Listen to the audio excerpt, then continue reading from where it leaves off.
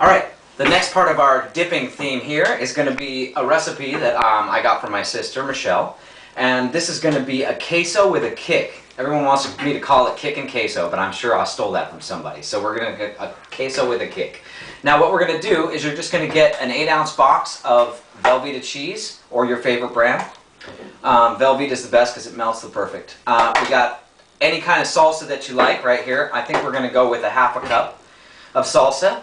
And then any white wine that you want. It doesn't matter. Here we have a Chardonnay, but you can use a Pinot Grigio if you want a little more crisp. It's up to you, whatever kind of white wine you like. We're going to use 1/4 cup, so it's really not that much. And a saucepan. Pretty cool. Now, what you're going to do with the Velveeta, just to break it down a little bit, makes it a little easier to melt, is you're going to cut it into little squares.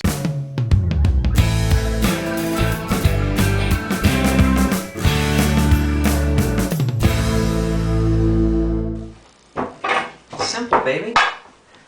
Then you got your salsa right here. Half a cup of salsa. And 1/4 cup of white wine. And a little for me. I'm over 21. And we're going to toss that on the stove over a medium heat, and we're going to simmer it really nice and slow. You don't want to be at high because you're going to burn it, so you just have to constantly stir it. You don't want to let it sit.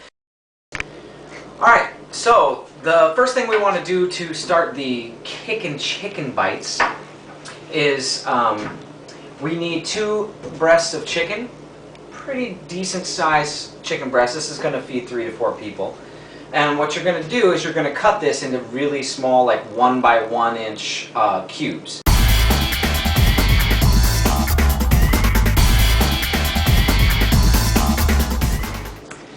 Alright, now that your chicken is all cut up into squares, we want to heat up about 1 quart of oil. For people that don't have a deep fryer, which I usually use a deep fryer, but I want to show you how to do it if you don't have a deep fryer. Come on over here. We're just going to get about 1 quart of oil. We're going to toss it in a big pot like that. It's about, I don't know, 1.5 knuckles high off your finger. If you do that, 1 to 2 knuckles high on your finger is going to be plenty. And we're just going to heat that up. So you're just going to turn it on high and let it run. Alright, now let's talk about what we're going to use to dip this chicken in. First of all, you're going to need 2 cups of self-rising flour. Here's the trick. When you go to the store and you buy flour, there's all-purpose flour. That is your regular flour. That's not what you want. What you want is a self-rising flour, and it's right next to the all-purpose flour. That's what makes it crispy. So, make sure you get self-rising flour. It has a little baking powder in there and baking soda and some other things that makes it self-rising. So, grab 2 cups of self-rising flour, toss it in a bowl. Now what I like to do is I like to spice up the flour and spice it up afterwards. That's what makes it double dipped. So what we're going to do is we're going to get about 2 tablespoons of paprika, toss it in. That's mostly for color. Again, it's my favorite spice. It's so underrated. The next thing is this creole right here. It's a Zatarain's creole seasoning. It's got just like so many different spices that you can't quite place, but they're in there, and it's so flavorful. Again, you're going to get about 2 tablespoons of that. So 2 tablespoons of paprika, 2 tablespoons of this, and 2 cups of self-rising flour. 2, 2, and 2. The next thing you're going to do is this part of it. It's 1/3 cup of water and 3 eggs. So that's 2, this is 3. Toss the 3 eggs all in with the water. I know it seems weird to add the water to the egg, but it definitely helps coat the chicken. What you're going to do is mix it up, beat the eggs up in the water, and make it really even. Okay, you don't want just a giant chunk of red or yellow or orange or anything else you put in here. You just want it all nice and even. Okay? Now you got your wet fork, which is going to be what you use to take the chicken and toss it in the egg. So you're going to take the chicken, toss it in the egg. Use your wet fork to flop it around a little bit and just kind of coat it. It doesn't seem like much gets on there, but trust me, enough will be on there. Then you take your wet fork and you just drop it in. Now you've got your dry fork. come on over here, and once it falls in there, just take some of the flour and flop it over the top and press it down. Then you can kind of toss it around, push it around a little bit, and it seems like it's totally done, right? But we're going to actually do this process twice.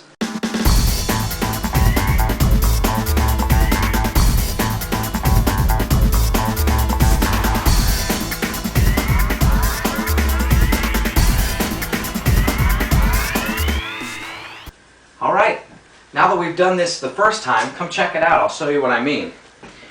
Here are some of the first ones we did, and here's one of the last ones we did. So if you notice, these have soaked in all of the flour that we had on it originally. So what we're going to do is we're going to go ahead and go back and duplicate this entire process. Alright, the next thing we're going to do before we make our dipping sauce is we're going to toss the chicken in, and while that's cooking, we're going to make our orange honey barbecue sauce. So come on in. You want to keep your creole seasoning close by, because when this comes out, you're going to douse it with this stuff.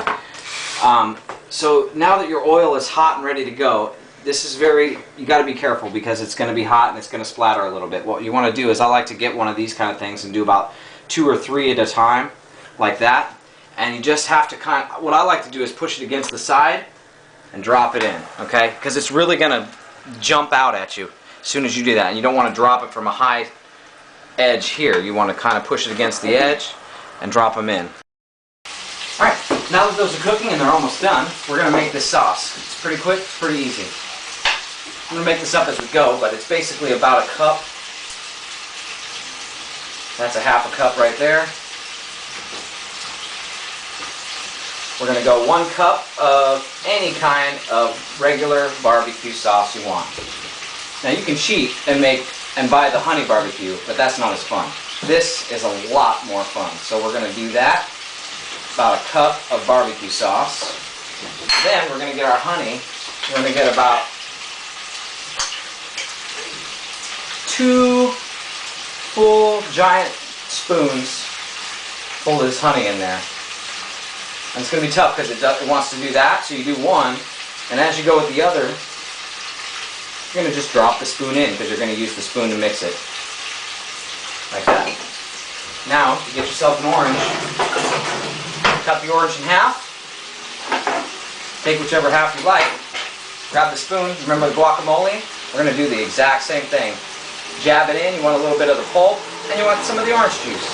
Just like that. You just let it get in there. Once you get a bunch of the juice and some of the pulp, use your spoon and mix it up. At first it's going to seem really thick, but as you go like that and you really let it go through there, you're going to notice that the orange juice starts to settle in, the honey starts to settle in, and it's going to create a beautiful dipping sauce. Enjoy that. What you're looking for, and I like to pull 1 piece out at a time, and if you pull 1 piece out when you think they're about done, cut it in half, make sure the chicken inside is cooked. Once the chicken inside is cooked, the thing is done. Alright, remember that queso dip? We want to start heating that up. So it's here. We've got all of our ingredients in the pot. We're going to put that on kind of a medium heat first, maybe a little lower than medium. And once the cheese starts to melt, you really have to constantly stir it until it's done. But you'll know because when it's hot, it's done.